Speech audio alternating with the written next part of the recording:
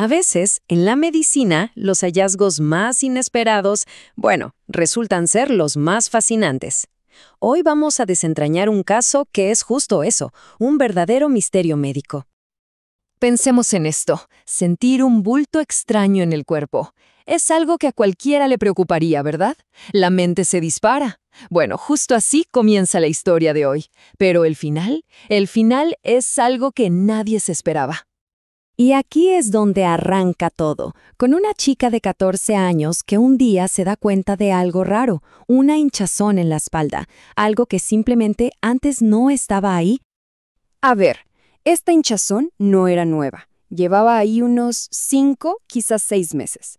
Al tacto se sentía dura, ¿saben? Como si fuera un hueso. Y de vez en cuando, sobre todo después de dormir, le dolió un poco. Pero lo que de verdad desconcertaba a todos es que no había registro de ningún golpe, ninguna caída, nada. Para el equipo médico, esto era el inicio de un verdadero rompecabezas. Entonces, con estos datos sobre la mesa, ¿cuál es el siguiente paso? Pues empezar el viaje para descubrir qué era exactamente ese bulto. La primera idea, después del examen físico, fue que podría ser una exostosis. Esto, para que nos entendamos, es como un crecimiento de hueso extra que sale de otro hueso. En este caso, pensaban que de una costilla. Pero claro, esto era solo una suposición. Para saberlo de verdad, había que mirar adentro. Así que, primer intento, una radiografía.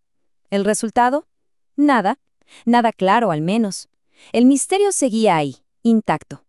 Por lo tanto, tuvieron que pasar al siguiente nivel. Una tomografía computarizada, la famosa TC, para conseguir una imagen mucho, mucho más detallada. Y fue precisamente esa tomografía la que, bingo, dio con la respuesta. Pero lo que encontraron, créanme, no estaba en las apuestas de nadie. Lo que se ve en estas imágenes 2D es sorprendente. Fíjense bien, hay una pequeña densidad ósea de unos 5 milímetros.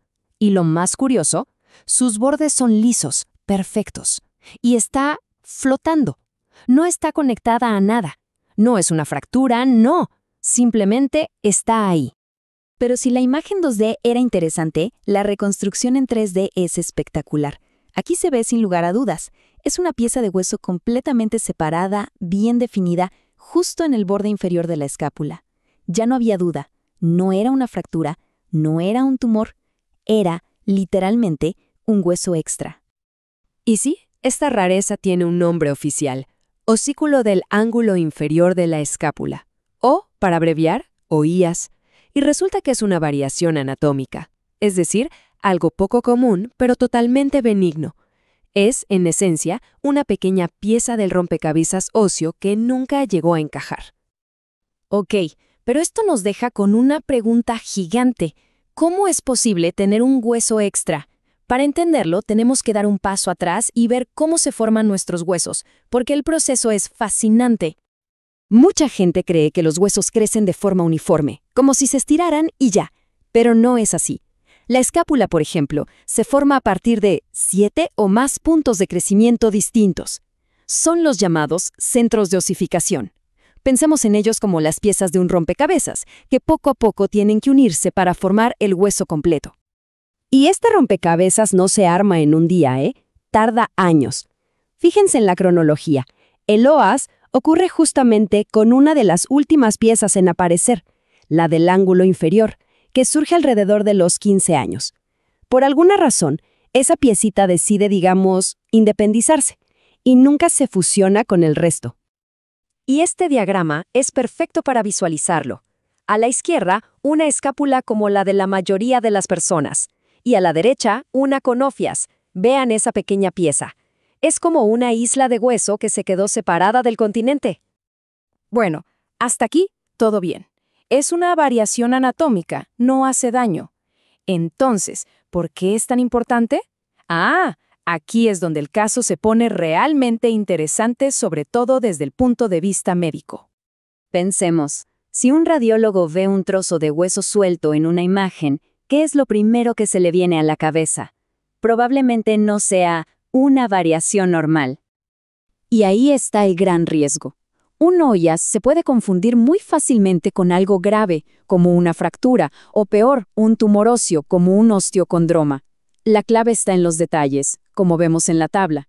Los bordes del Hoyas son lisos, redondeados. Los de una fractura son irregulares, afilados. Además, con el Hoyas no hay inflamación en los tejidos cercanos.